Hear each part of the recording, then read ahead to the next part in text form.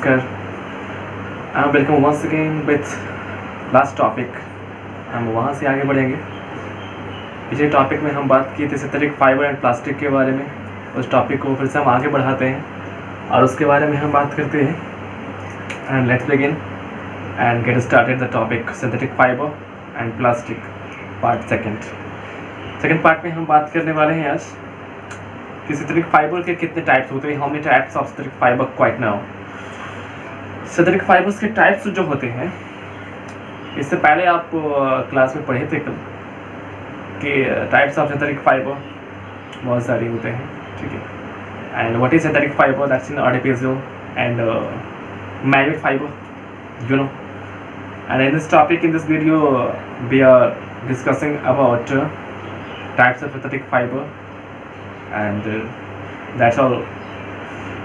I have finished this chapter today, so let's begin the chapter and second part of the video.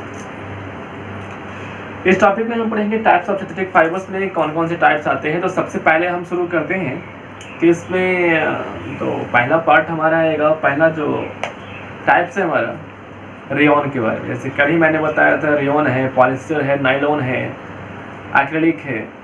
This type of fiber is called synthetic fiber, you know. And today I'm discussing about one by one. What is rayon? This type of synthetic fiber is rayon. This type of synthetic fiber is nylon, polyester, and acrylic. It's a very easy chapter right now. Not a very hard. Quite, it's a very easy and very essential chapter also. So let's concentrate the chapter. This chapter कहता है कि silk is a natural fibre with a beautiful texture.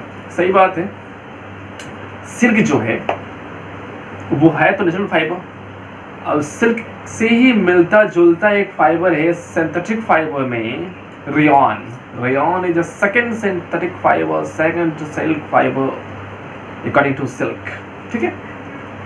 उसमें texture अच्छे मिल जाएंगे। Texture कहने का मतलब अच्छे डिजाइन्स वाले मिल जाते हैं, अच्छे टेक्सचर, रफ टेक्सचर्स हैं, स्मूथ टेक्सचर्स वाले मिल जाते हैं, डिजाइनिंग वाले मिल जाते हैं। सिंथेटिक फाइबर्स बहुत सारे डिजाइनिंग और बहुत सारे टेक्सचर्स में we are available in the market and quite happy to say this.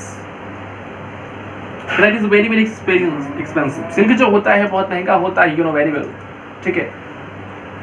तो so many peoples can not afford the silk and expensive clothes, expensive fabric.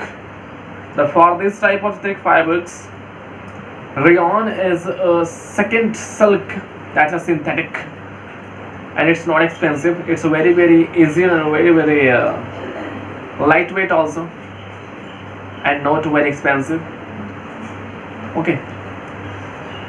Attempts were made to milk and make silk artificially. तो कहता है कि लोगों ने कोशिश किया कि सिल्क को आर्टिफिशियली बनाने के लिए, जैसे आपको पहले बताया था कि सिंथेटिक फाइबर को बनाने के लिए क्या क्या यूज होता है। That mean use quite very wood, petroleum, coal and all chemical substances that mix up with chemical reactions, and after that synthetic fibres, artificial fibres, man made fibres is ready to get a new fabric.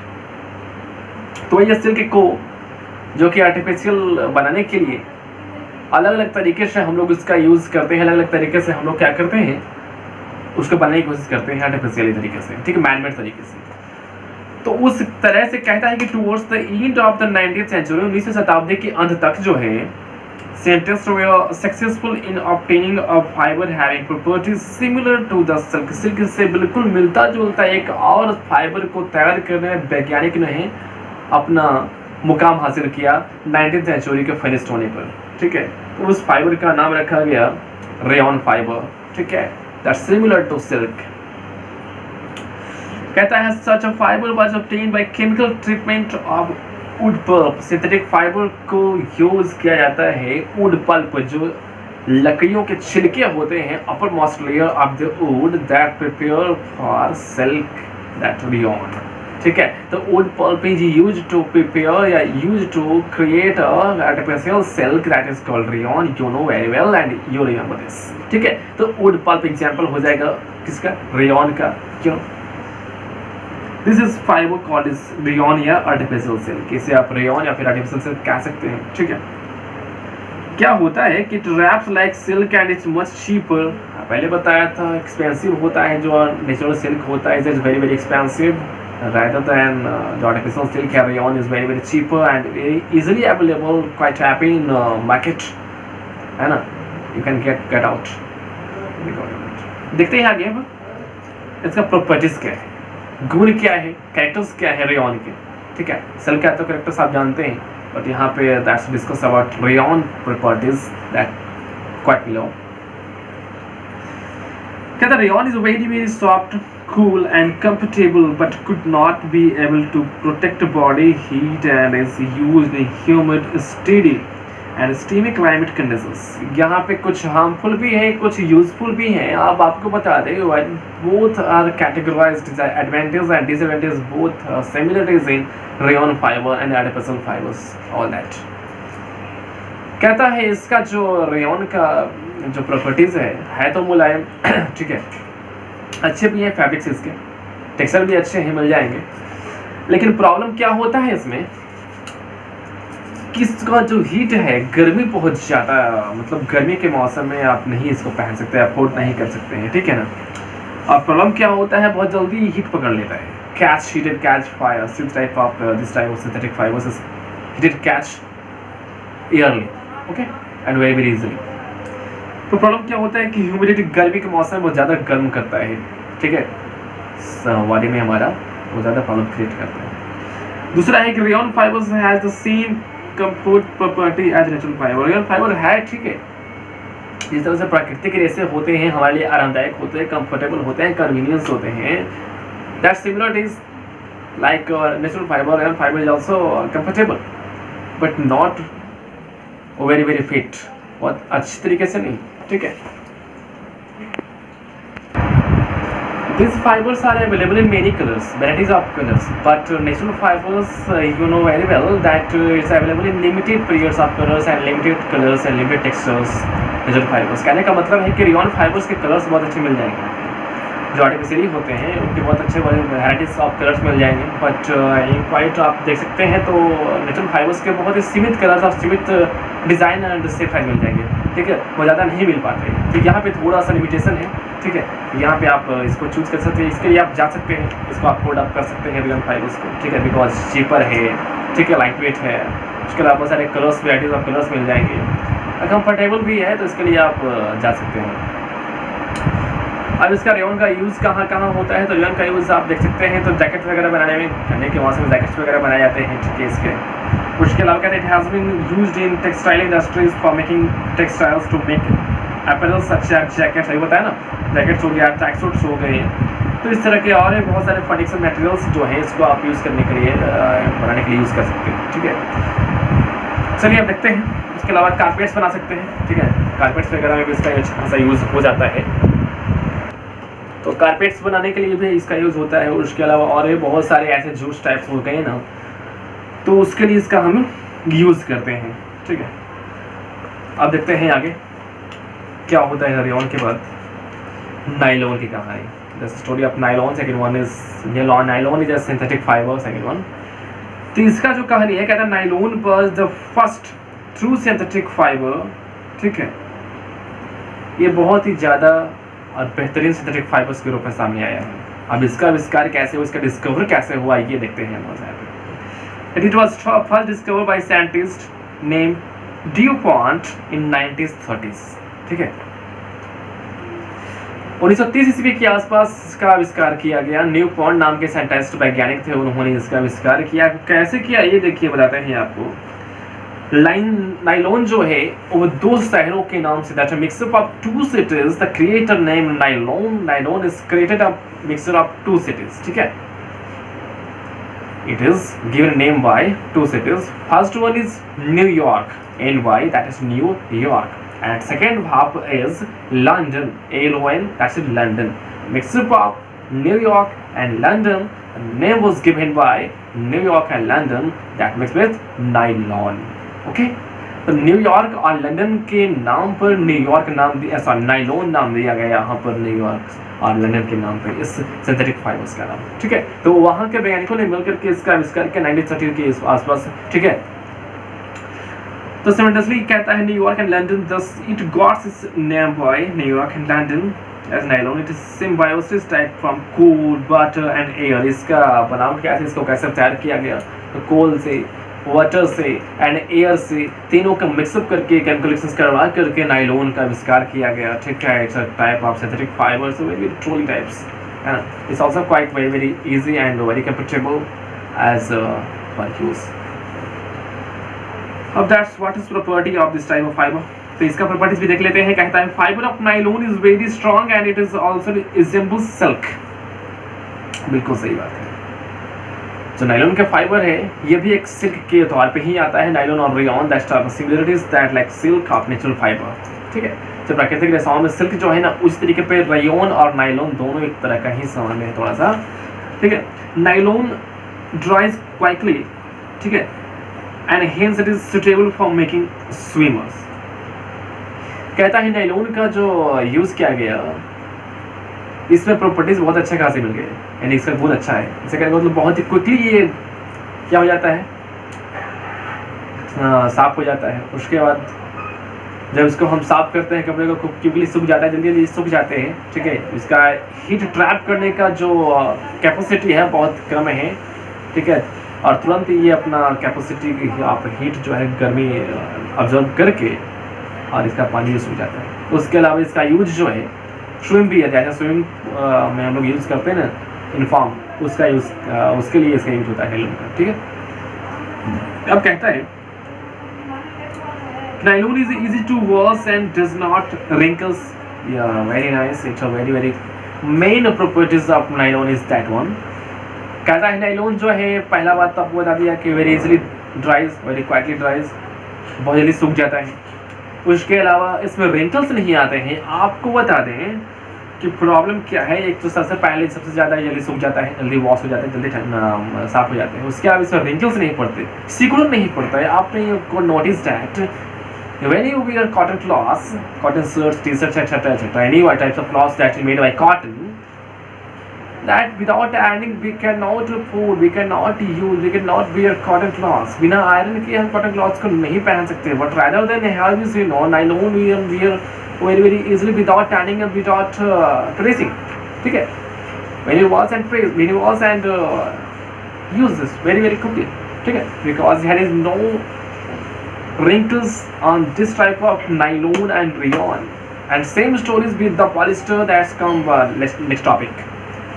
दस कहने का मतलब है कि nylons और रेयॉन्स में wrinkles नहीं आते हैं। रिंकल्स कहने का मतलब सिकुड़ नहीं आता है। आप कपड़े कोई कॉटन के देखे होंगे तो कॉटन के कपड़े में रिंकल्स बहुत ज़्यादा आ जाते हैं। ठीक है, सिकुड़न हो जाता है। बिना आयरन के हम उसको अफोर्ड नहीं कर सकते, उसको वियर नहीं कर सकते, उसको अटायर को पहन नहीं सकते। बिना आयरन के हम कपड़े को वॉश किया, वॉश करने के बाद विदाउट आयरन अगर पहनते हैं तो थोड़ा सा अजीब सा लगता है।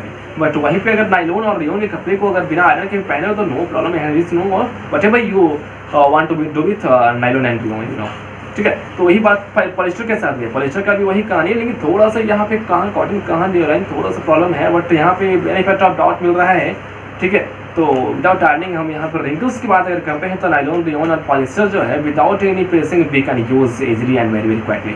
ठीक है, तो ये थोड़ा सा बेनिफिट ऑफ डाउट यहाँ पे है। उसके अलावा कहता है कि it's very lustres and appearance lustre है।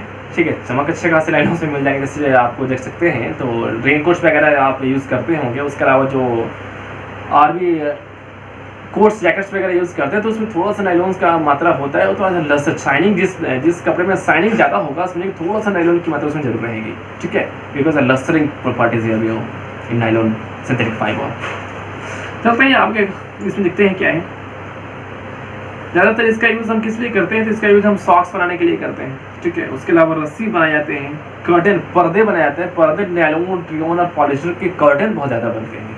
ठीक है, बिकॉज कर्टन में रिंकल्स नहीं आने चाहिए and without wrinkles curtain is very very quite heavy and very available and very essential. Because अगर उसमें रिंकल्स आ गए तो उसको कौन आयरन करने जाएगा बार बार, that's not very quite easy. ठीक है, तो इसलिए कर्टन का यूज़ बहुत ज़्यादा नाइलॉन्स और पॉलिस्टर और रेयॉन में किया जाता है।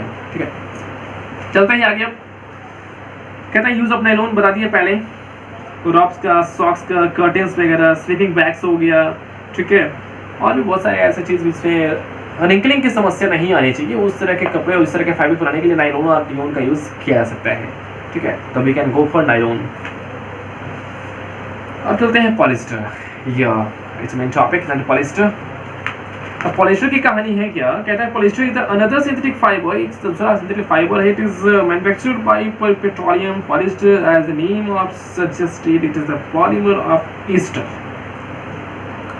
आपको कुछ देर पहले बताया था ना, कल ही बताया था मैंने, पॉलीमराइजेशन और मोनोमर्स और पॉलीमर्स। पॉलीमर कैसे बनते हैं, आपने नेकलेस देखा होगा, have you seen necklace? Necklace की मोती जो होता है, एक एक मोती को चुन चुन करके उससे इकट्ठा कर करके पॉलीमर तैयार किए जाते हैं। ऐसा नहीं कह रहा हूं कि उस मोती से ही, मतलब उस तरीके के डिजाइनिंग टाइप्स, ठीक है। अब वो एक मोती को बोलते हैं मोनोमर, ठीक है, यूनिट। आपको कल ही बताया था ना, पॉली दैट मीन्स है ना, और मर मीन्स क्या होता है, ठीक है, पॉली मीन्स मेनी और मर मीन्स यूनिट। कहते हैं एक एक इकाई को बहुत अधिक तरीके से जोड़ करके, कॉम्पैक्ट करके, उसको सीरीज बाय चेन बना के पॉलीमर तैयार किया जाता है। पॉलीमर को तैयार करने के बाद पॉलीमराइजेशन किया जाता है। बहुत सारे मोनोमर्स बनके पॉलीमर बन गए और बहुत सारे पॉलीमर्स बनके पॉलीमराइजेशन बन गए, और उस पॉलीमर से अलग अलग तरह के सिंथेटिक फाइबर्स तैयार किए गए। दैट यहाँ पे हम लोग पढ़ रहे हैं, स्टडिंग राइट नाउ। तो समझ में आ गई बात। अब चलते हैं आगे, पॉलीमर के बारे में, पॉलिस्टर के बारे में कहानी है। तो पॉलिस्टर जो है, ईस्टर और पॉली, ये दो तरह की चीज़ों से बना है, दो तरह के नाम से दिया गया है। कहता है terylene, yes terylene is another polyester and another type of synthetic fibres, very essential and very important also. Terylene जो कहता है बहुत ही पॉपुलर पॉलिस्टर है, बहुत ही फेमस है, ठीक है, terylene. It can be drawn into very fine fibers that is woven like any yarn. इन धागों से इसे बुना जाता है, ठीक है। हम इसे सेकेंड टाइप्स ऑफ ऊल बोल सकते हैं, एक्रेलिक को, और फिर हमारा यहाँ पे पॉलिस्टर वाला जो टेरिलीन है, इसको एक सिंथेटिक फाइबर्स टाइप से यार्न के रूप में, धागों के रूप में इसको बिन करके तैयार किया जाता है, ठीक है। ये आप याद रखिएगा। अब इसकी प्रॉपर्टीज क्या है, ठीक है। Polyester has properties similar to those of nylon. कहते हैं जिस तरह से नायलॉन की प्रॉपर्टीज है ना, सेम यहाँ पे पॉलिस्टर की प्रॉपर्टीज है। मैंने पिछले में बात किया ना, बस सेम यहाँ पे है। इसमें भी चमक है, इसमें भी रिंकल्स नहीं पड़ते हैं, ये भी अफोर्डेबल है, ये भी कॉम्पैक्चुअल है। This is also very cheap, without any ironing we can use easily. Polyester has easy to wash and dries faster, जल्दी सूख जाता है। तो ट्राउजर्स वगैरह करके देखते होंगे, उसमें पॉलिस्टर का यूज़ किया जाता है, ठीक है। कर्टन्स भी यूज़ करते हैं पॉलिस्टर का, ठीक है। आपको थोड़ा सा यहाँ पे बताता हूँ, पॉली कॉटन और पॉली उल का नाम, have you hear about poly cotton and poly wool once in a time, once in a life time. कहता है कभी आपने poly cotton and poly wool के बारे में जरूर सुना होगा। कभी आप कपड़े खरीदने के लिए गए होंगे, when you go to market for the buying clothes, you know that you hear about polycotton and polywool whenever. What is polycotton? Polycotton is a mixture of polyester and cotton, and polywool is a mixture of polyester and wool. थोड़े cotton की मात्रा, थोड़े polyester की मात्रा, दोनों को mix करके polycotton बनाया जाता है, ओके। तो ये पॉलीकॉटन का यूज कैसे होता है, ये पॉलीकॉटन बहुत अच्छे खासे बन जाते हैं। जैसे कहने का मतलब वेन जो by uniform for the school, और स्कूल के जितने भी यूनिफॉर्म वगैरह होते हैं ना, वो ज़्यादातर पॉलीकॉटन के बने हुए होते हैं। और बहुत सारे शर्ट्स है, I have already wear this type of polycottons, ठीक है। बट इट्स नॉट वेरी, यहाँ पे इसलिए बिकॉज रिंकल्स की समस्या इसमें भी नहीं आती है। The problems of wrinkles is not here we go with polycotton and polywool. We can wear without ironing, without pressing of polycotton like fiber. बिना आयरन के, बिना प्रेस के हम लोग पॉलीकॉटन्स को पहन सकते हैं, ठीक है। इसमें भी बहुत ज़्यादा लस्टरिंग होता है, ठीक है, टेक्सचर अच्छे खासे मिल जाते हैं। आप ऑनलाइन शॉपिंग भी करते होंगे तो वहाँ पे उसके रिव्यूज़ देखते होंगे, वहाँ पे उसके मैन्युफैक्चर में देखते होंगे, तो मैन्युफैक्चर में देखिएगा पॉलीकॉटन लिखा हुआ रहता है। जिससे पॉलीकॉटन लिखा रहेगा तो समझिएगा 100% कॉटन। वो 100% कॉटन नहीं होता है, थोड़ी पॉलिस्टर की मात्रा और थोड़ी कॉटन की मात्रा यहाँ पे रहती है। तो ऐसी बात नहीं कि पॉलीकॉटन खराब होते हैं, it's very comfortable, not quite very dull and very dull. तो we can go for polycotton and polywool also. ठीक है, तो यहाँ पे इसका यूज होता है, आप समझ गए होंगे पॉलीकॉटन के बारे में। तो polyester as used to make dress materials such as pant, shirt, suits and bedsheets, बताया ना, कोई पैंट शर्ट यूनिफॉर्म्स वगैरह यूज बनाने के लिए पॉलीकॉटन का यूज होता है। बेडशीट जो हम लोग करते हैं उसके लिए हम पॉलीकॉटन का यूज करते हैं, तो इसको आप याद रखिएगा। ठीक है, उसके अलावा अब चलते हैं, कहता है कि unaffected by water and resistant to sea salts, it is the used to make sail of ships because it is lightweight। Polycotton बहुत ज़्यादा हल्के होते हैं, ठीक है ना, तो इसलिए इसका it is used to make sail and ships। जहाज़ों में जो कपड़े होते हैं वो भी पॉलीकॉटन के बने हुए होते हैं। आप कभी देखे होंगे बॉटल के नीचे जो सरफेस होते हैं वो भी पॉलीकॉटन के मिक्सअप से बने हुए होते हैं। आप देखिए कहीं लिखा हुआ PET लिखा हुआ रहेगा, यू नो, यानी notice that in the bottles of the surface, lower surface of the bottle, you notice that PET is written here. ठीक है, पॉलीथिलीन टेट्राफिलेट ये होता है, is a very famous term for polyester water bottles and देखिए बातें आप आगे containers used in kitchen, films, wires and many other useful products are made with PET। बहुत सारे ऐसे प्रोडक्ट्स हैं जो PET से बने होते हैं, यानी पॉलिस्टर से बने होते हैं, टेट्राइथिलीन से बने हुए होते हैं। तो ये थोड़ा सा बहुत मोस्ट इंपॉर्टेंट कैरेक्टर्स है पॉलिस्टर के, और very famous synthetic fiber polyester is। and last one is acrylic। acrylic क्या होता है, acrylic के बारे में देख लेते हैं जरा। तो acrylic जो है हमारा the second resembling fiber for synthetic as a second wool। ठीक है, देखिए कैसे acrylic is a man-made fiber while the acrylic resembles wool, so that the wool की बात आ गई, wool ऐसे wool is very very expensive, but here the second form of wool is acrylic। acrylic is cheaper than wool, okay, so that is known as artificial wool, है ना, इसको हम artificial wool के बारे में नाम से भी जान सकते हैं। ठीक है,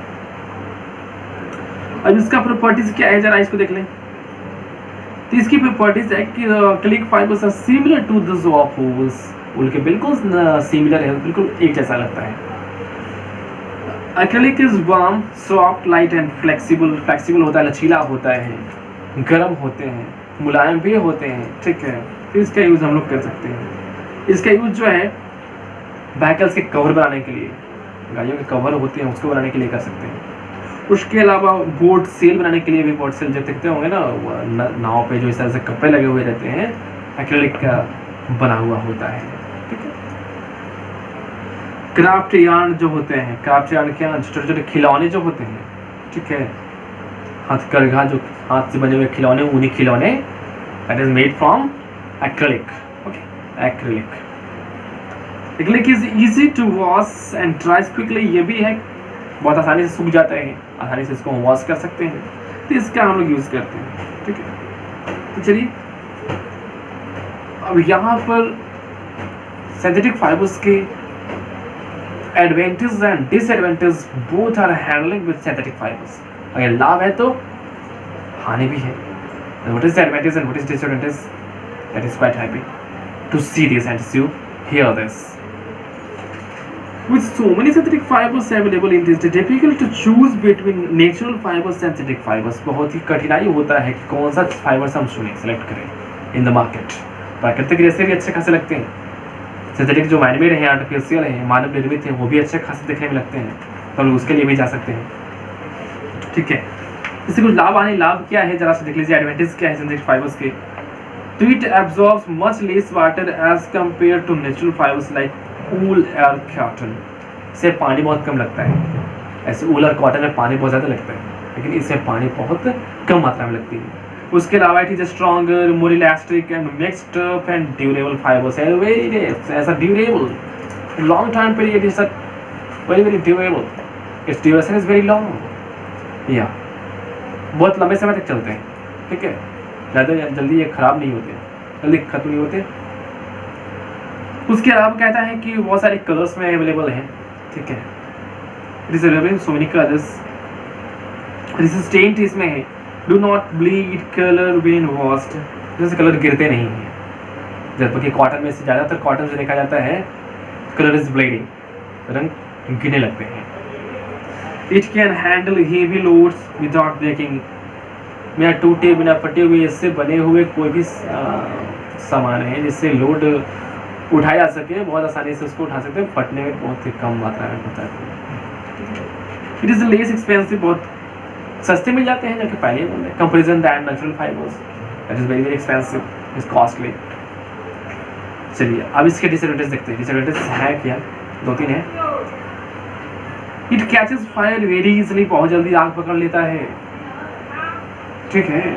इट इज इजिली इनफ्लेमेबल, जल्दी आग बुझते नहीं है, अगर लग गया, इसलिए वी डिस्कस एंड रिकमेंड करते हैं हम लोग कि when we cook food in the kitchen nobody can bear this type of artificial fibers than polyester, rayon and silk type of, ठीक है। It causes severe burn injuries, ठीक है, बहुत ज़्यादा जिससे हो जाते हैं, चलेंगे तो इंजरी होंगे, तो यहाँ पे थोड़े से डिसएडवांटेज है। चलिए देखते हैं आगे। अब देखते हैं आगे क्या है प्लास्टिक्स के बारे में। ये तो हो गया हमारे आर्टिफिशियल फाइबर्स एंड प्लास्टिक चलते हैं। Plastic is also a polymer, ये भी एक पॉलीमर ही है, सिंथेटिक फाइबर्स के कैटेगरीज में ही आएंगे। कैसे, देखिए, it is derived from the Greek word plastikos, Greek word यानी ग्रीक इंडियन जो है उधर विदेशी के नाम से पॉलीकॉस्ट के नाम से हमें प्लास्टिक्स बनाए गए हैं, ठीक है। तो प्लास्टिकॉस के बाद कहता है meaning capable of being shaped और मोल्डेड। प्लास्टिकॉस का मतलब होता है किसी भी आकार में उसको मोल्ड कर सकते हैं, बेंड कर सकते हैं, मोड़ सकते हैं, ठीक है। That is made from plastic, okay. And plastic भी बहुत तरह के, 2 तरह के होते हैं। ऐसे 2 टाइप्स ऑफ प्लास्टिक है, you know. First is thermoplastic and second one is thermostatic plastic. And what is thermoplastic? The plastic when mold very easily and we can create a desirable shape is called thermoplastic. And then vice versa, reciprocal of thermoplastic, they cannot mold easily and very hard in shape as called thermostatic plastic, you know.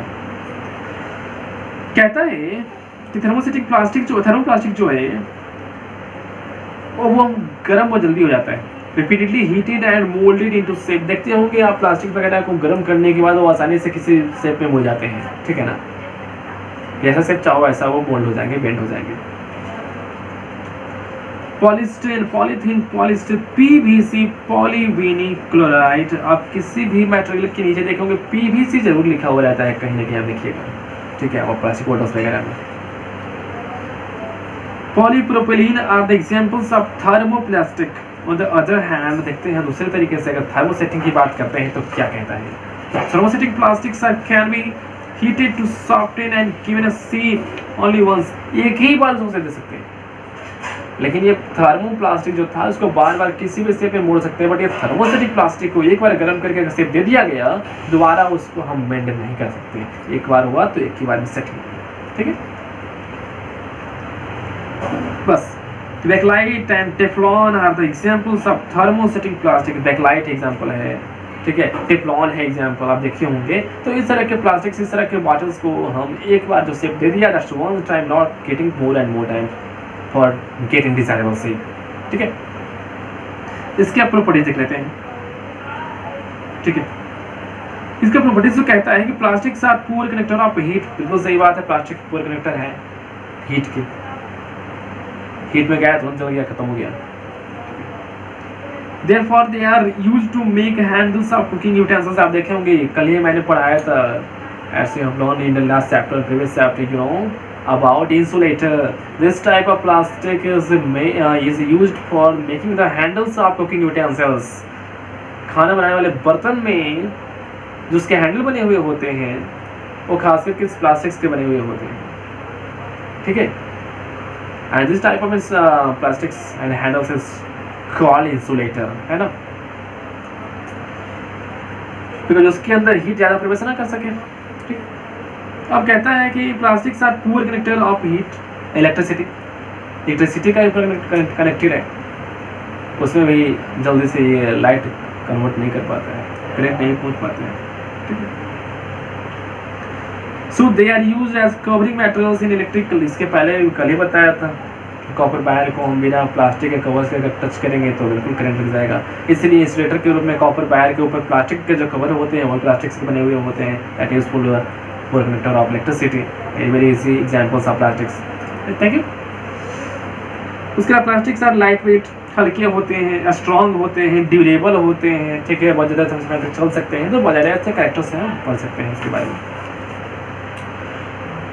अभी जो plastics कहाँ use होते हैं पढ़ चुके हैं, थोड़ा सा और देख लेते हैं। तो इसका यूज जो है, Teflon is used for coating the inside of non stick cookware, बिल्कुल कुकर वगैरह देखो, कुकर के नीचे जो लगे हुए परत होते हैं, almost layer, outer layer of the cooker in the bottom surface, कहीं ब्लैक कहीं रेड कलर के कुकर में देखे होंगे, प्रेशर कुकर्स वगैरह में या कोई कंटेनर में, वो जो नीचे लगे हुए ब्लैक एंड रेड की तरह के अपर मोस्ट लेयर होते हैं, that is made up of Teflon, ये टेफ्लॉन के बने हुए होते हैं। और ये बता कि टेफ्लॉन को जो कि एग्जांपल है पॉलीसेटिंग का, है ना, थर्मोसेटिंग प्लास्टिक का, तो it's one time we give the shape of Teflon only one time, एक बार उसको शेप अगर दे दिया दोबारा उसको हम मेड नहीं कर सकते हैं, that's example of Teflon and thermosetting plastics. इसका हो गया, बिकॉज कहता है कि इसमें जो खाना वगैरह चिपकने का जो प्रॉब्लम होता है, that is not very quite, नहीं होता है इसमें, because it's very very soft and sliding of the surface, चिकना होता है, खाना उसमें चिपकेगा नहीं, तुरंत धुल जाएगा, ठीक है। therefore we can need to add least oil of food preparation, इसलिए खाना बनाने में इस तरह का अगर देखें तो उसके अलावा मार्केट में बहुत सारे ऐसे कंटेनर मिलते हैं जिसके नीचे टेफ्लॉन लगे हुए होते हैं आजकल, ठीक है, इसलिए उसमें ऑयल जो है बहुत कम लगते हैं खाना बनाने में, तेल जो है कुकिंग करने में ऑयल बहुत कम लगते हैं, बिकॉज वो ऑलमोस्ट ऑयली होता है, ठीक है, नॉन स्टिकी होता है, नॉन स्टिकी फूड इस तरह से बनाए जाते हैं, बहुत ज़्यादा ये यूज़ मार्केट में किया जा रहा है, ठीक है। तो कहते हैं माइक्रोवेव ओवन, बिल्कुल वही बात कर रहे थे ना, माइक्रोवेव ओवन जो कुकिंग है हमारा यूटेंसिल जो इलेक्ट्रॉनिक से चलता है, तो माइक्रोवेव का यूज़ हम लोग इसीलिए करते हैं, नॉन स्टिकी है, बिल्कुल चिपकता नहीं है खाना वगैरह उसमें, it is made up of Teflon, याद रखिएगा टेफ्लॉन का एग्जांपल है। उसके अलावा इन फॉर्म्स ऑफ फायरमैन, जो फायरमैन लोगों का इन्फॉर्म होता है, यानी समझ जो आग बुझाने वाले होते हैं उनके इन्फॉर्म होता है, वो टेफ्लॉन के बने हुए होते हैं, ठीक है, बिकॉज स्पेशल प्लास्टिक है। तो चलिए बहुत सारे ऐसे एग्जाम्पल। अब चलते हैं बैकलाइट का यूज़ कहाँ होता है, तो use for making electrical fitting. तो बैकलाइट का यूज़ होता है इलेक्ट्रिक फिटिंग जो बनाए जाते हैं ना, बोर्ड वगैरह जो इलेक्ट्रिक इक्विपमेंट्स बनाए जाते हैं उसके लिए बैकलाइट का यूज़ होता है। चलते हैं कि पॉलिस्टर का यूज़ कहाँ होता है, तो पॉलिस्टरीन का यूज़ कहते हैं मेकिंग फॉर इलेक्ट्रॉनिक आइटम्स, जितने ही इलेक्ट्रॉनिक आइटम्स हैं इक्विपमेंट्स हैं उसके लिए पॉलिस्टरीन का यूज़ होता है, ठीक है। तो पॉलिस्टरीन के बाद अब चलते हैं इसका एक polythene is widely used as packaging materials for liquids को रखने के लिए पॉलीथीन का यूज़ ज़्यादा होने लगा है, बट अब पॉलीथीन पर रोक लग गया है, पॉलीथीन का use we can not easily, ठीक है। तो प्लास्टिक की बात तो हो गई, अब थोड़ा सा इसकी एडवांटेज और डिसएडवांटेज पे चलते हैं। प्लास्टिक इन्वायरमेंट्स के लिए बहुत ज़्यादा हानिकारक हो जाते हैं, अभी मैंने बताया, because it is non biodegradable, यानी कि अजैविक है, ये बिल्कुल सड़ता गलता नहीं है, for a long period of time none throughout the year we can not decompose this type of plastic and polythenes in the environment. And what is biodegradable and non biodegradable? तो biodegradable कहता है कि the materials that are decomposed through natural process such as action और bacterias, जीवाणु और विषाणुओं के द्वारा, कीटाणुओं के द्वारा अगर कोई भी ऐसे पदार्थ वातावरण में उसको सड़ा दिया जाए, गला दिया जाए, आसानी से डिकम्पोज हो जाते हैं, वो बायोडिग्रेडेबल हो गए। ठीक इसके उल्टा, they can not decompose easily by any types of actions by bacterias and viruses, is called non biodegradable. Okay, ये हो गया। For example aluminium, metal, quartz, plastic bags, इस तरह के चीज़ों को अगर वातावरण में फेंक दिए जाए, मिट्टी में अगर दफना भी दिए जाए, लाखों वर्ष के बाद अगर उसको देखेंगे तो नहीं गलेगा, नहीं सड़ेगा और हमारे इन्वायरमेंट के लिए बहुत ही हानिकारक है। ठीक, they are non environmental friendly, ये हमारे लिए फ्रेंडली नहीं है, वातावरण में बहुत दूषित करता है। एनिमल्स ईटिंग गार्बेजेस, बिल्कुल सही बात है, जानवर इसे खाएंगे और उसे गले में सड़ जाएंगे, इसका जानवरों पे डेड होने का सबसे ज़्यादा चांसेस प्लास्टिक के बैग्स वगैरह होते हैं। ठीक है, when eating this type of polythene and plastics, they get hardened and they get tired. इसलिए हम लोग इसका यूज करते हैं reuse, reduce and refuse. Plastics के लिए 3 use and 5R and 3R का यूज करते हैं। क्या? रिड्यूस, प्लास्टिक का रिड्यूस मतलब घटाना, यूज घटाइए। प्लास्टिक को रीयूज कीजिए, उसको सड़ाइए गलाइए, फिर उसको यूज कीजिए, फेंकिए नहीं उसको।